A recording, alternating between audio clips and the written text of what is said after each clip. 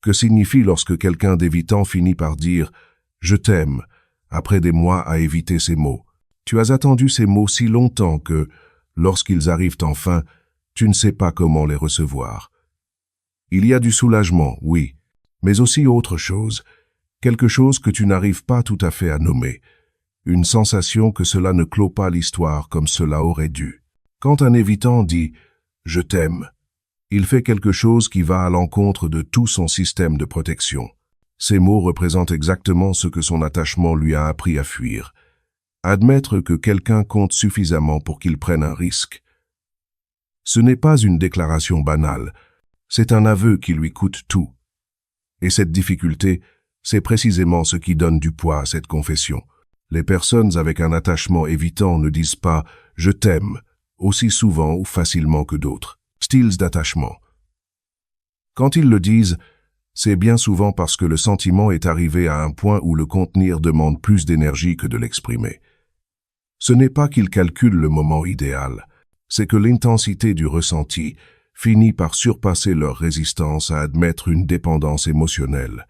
Pour comprendre pourquoi ce « je t'aime » est authentique, il faut d'abord saisir ce que dire ces mots représentent pour un évitant.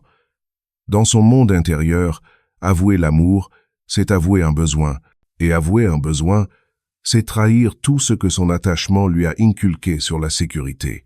Il a appris, le plus souvent très jeune, que dépendre de quelqu'un c'est s'exposer à la déception, au rejet, à l'abandon.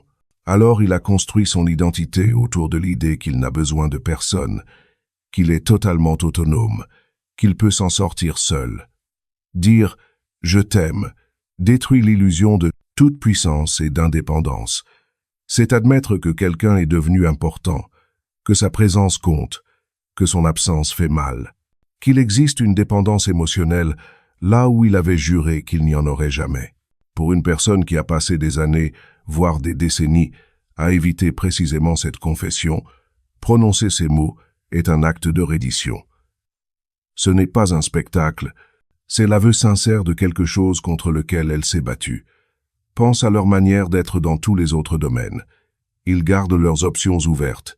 Ils évitent de définir la relation. Ils se retirent quand les conversations deviennent trop intenses. Ils instaurent de la distance dès que l'intimité grandit. Tout cela, ce sont des stratégies pour éviter d'arriver au moment où ils devraient reconnaître que quelqu'un compte trop.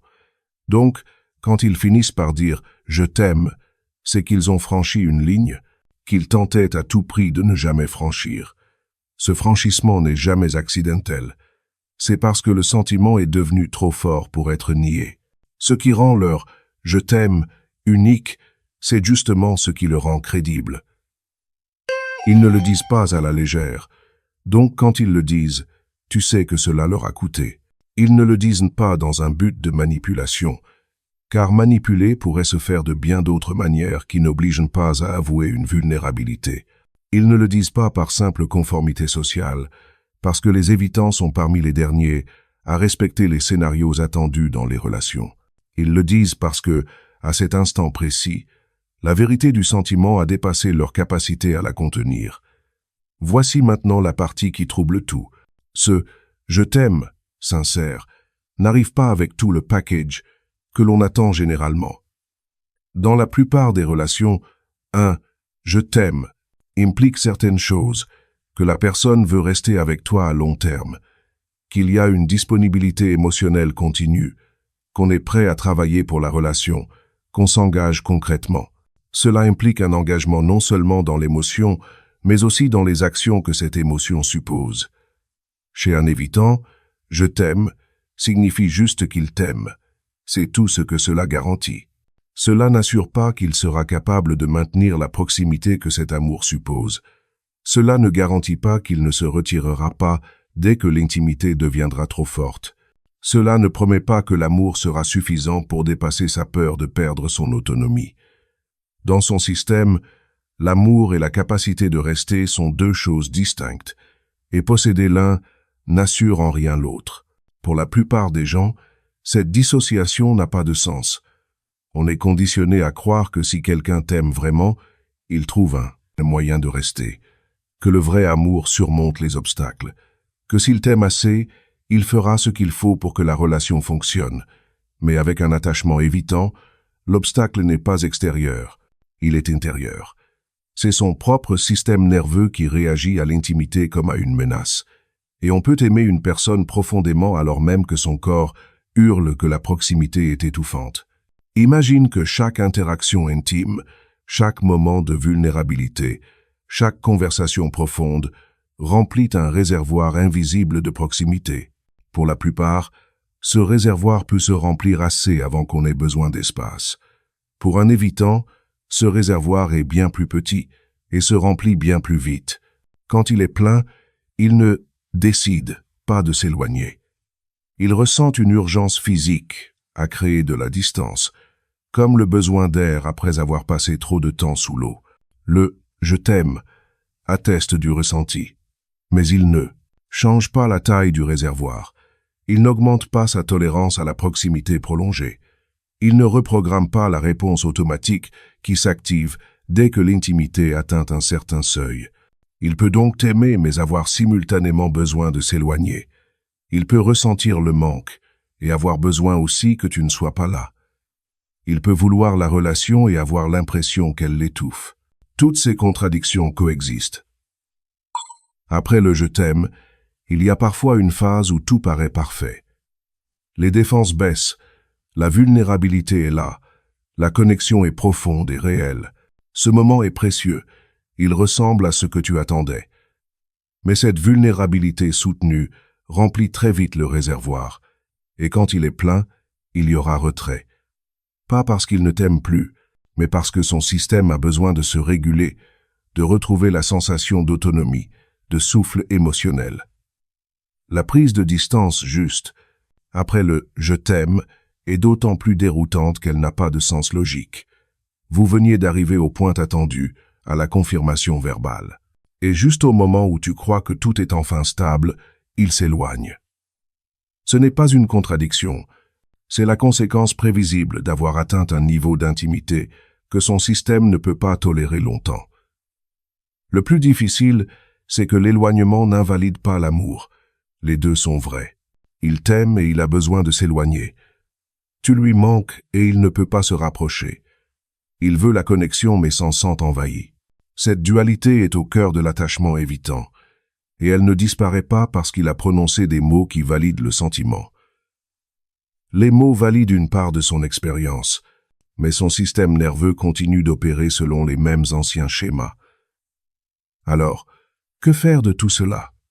D'abord, tu peux avoir confiance, l'authenticité de ce « je t'aime ». Ce n'est pas de la manipulation, ce n'est pas un mensonge, ce n'est pas du théâtre. C'est l'aveu réel d'un sentiment qu'il a eu du mal à reconnaître. Tu peux croire en cet amour. Ensuite, comprendre que croire en l'amour ne signifie pas pouvoir miser sur la permanence. Ce sont deux évaluations différentes.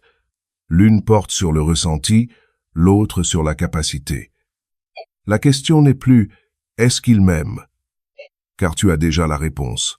La nouvelle question « peut-il soutenir cet amour d'une façon qui fonctionne pour vous deux ?» Cette réponse ne se trouve pas dans les mots, mais dans le comportement sur la durée. Observe s'il y a suite cohérente après le « je t'aime ». L'amour sans la capacité se manifeste par de belles paroles suivies d'actes qui ne suivent pas. Il te dit qu'il t'aime puis disparaît des jours sans explication. Il te dit que tu es important, mais ne fait pas une place pour toi dans sa vie. Il te promet un futur à deux mais évite toute discussion de projets concrets. L'amour accompagné d'une capacité en construction se présente autrement. La personne peut toujours avoir des phases de retrait, mais elle en a conscience. Elle te parle de son besoin d'espace au lieu de disparaître sans rien dire. Elle fait de réels efforts pour équilibrer son besoin d'indépendance et ton besoin de connexion. Elle reconnaît que son schéma affecte la relation et montre la volonté d'y travailler. Observe aussi la manière dont il gère le conflit après le « je t'aime ». Le conflit est la grande épreuve de toute relation intime. Les évitants fuient souvent les disputes, car celles-ci créent cet espace émotionnel rapproché qui leur est difficile. Si, après avoir dit « je t'aime », il continue à disparaître à chaque tension, Cela montre que l'amour ne s'est pas accompagné de la capacité de rester présent dans les moments difficiles d'intimité. Mais s'il arrive à rester durant une discussion inconfortable, à exprimer son inconfort sans se retirer complètement, à réparer après un désaccord plutôt que d'utiliser le conflit comme prétexte à instaurer une distance définitive, alors il y a quelque chose de plus que le sentiment seul. Il y a des compétences relationnelles qui grandissent à côté de l'amour. Le temps te dit beaucoup de choses aussi. Si, 3 mois après le « je t'aime », rien n'a changé dans sa façon d'être, si la dynamique est la même qu'avant, si les cycles d'intimité et de retrait continuent avec la même fréquence, alors le « je t'aime » était vrai sur le plan du sentiment, mais il ne s'est pas accompagné d'un travail de transformation. Si, 6 mois après, il y a du progrès, même minime.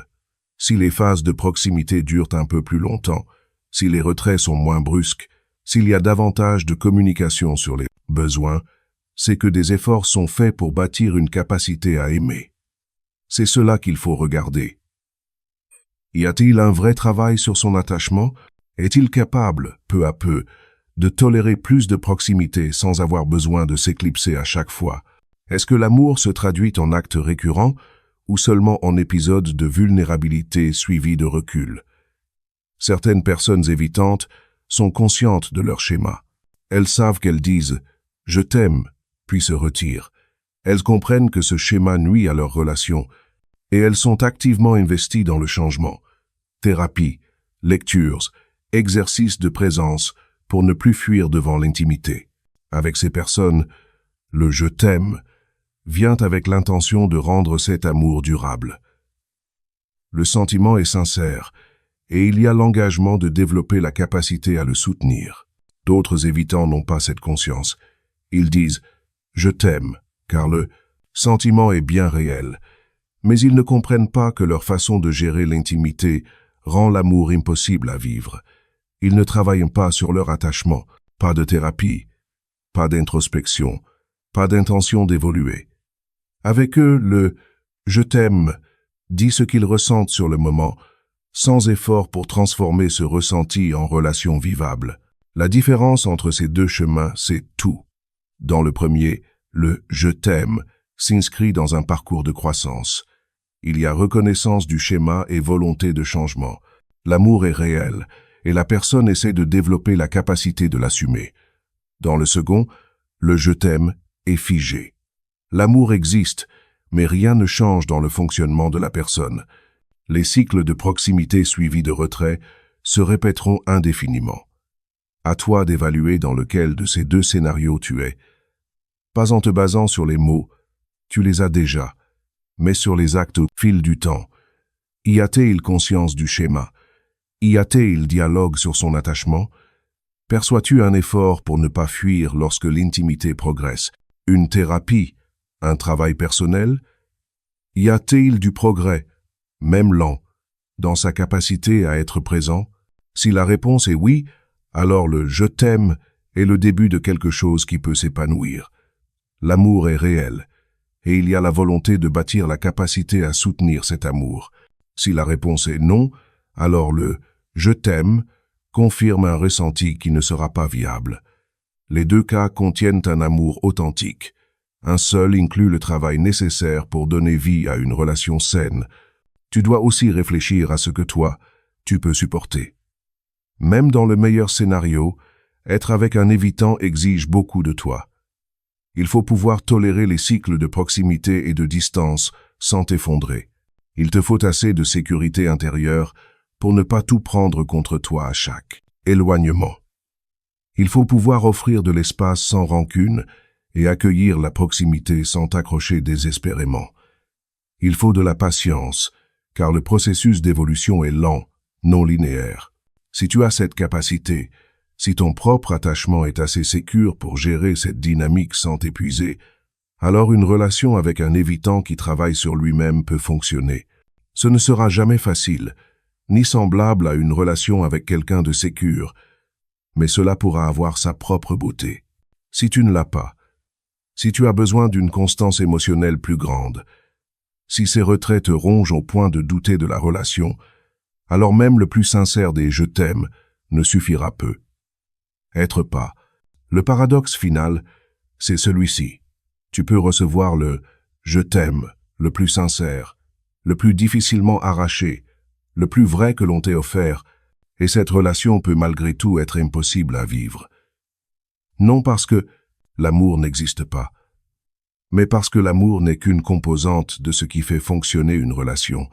Il faut aussi la capacité de soutenir la proximité, de gérer le conflit, d'être présent dans la difficulté, de s'engager quand c'est inconfortable. Et ces compétences n'arrivent pas automatiquement avec le sentiment amoureux. Quand un évitant te dit « je t'aime », il te fait un aveu précieux. Il te montre que tu as réussi ce que peu de gens arrivent à faire tomber ses défenses. Il te dit que tu comptes assez pour qu'il risque une vulnérabilité qu'il avait toujours évitée. Il t'avoue que le ressenti est assez fort pour surpasser des années de conditionnement. Tout cela est vrai, tout cela a de la valeur. Mais il ne te promet pas qu'il pourra rester. Il ne te promet pas que l'amour suffira à surmonter ces schémas. Il ne te garantit pas qu'il ne prendra pas de distance si l'intimité devient trop grande. Le « je t'aime » est vrai dans le présent. Ce n'est pas une promesse d'avenir, et apprendre à vivre avec ces deux vérités, croire en l'amour sans aveuglément miser sur la permanence, fait partie du chemin de l'amour avec quelqu'un d'évitant. Si cette vidéo t'a aidé à comprendre pourquoi ce « je t'aime » est vrai et pourquoi cela ne résout pas tout, laisse-moi en commentaire. As-tu déjà entendu ces mots? Qu'est-il arrivé après? Ton expérience aide à créer du contenu qui compte vraiment. Mets un like si tu t'es reconnu dans tout cela et abonne-toi car on va continuer à explorer comment aimer avec un attachement évitant sans perdre la tête en cours de route. Merci d'avoir regardé.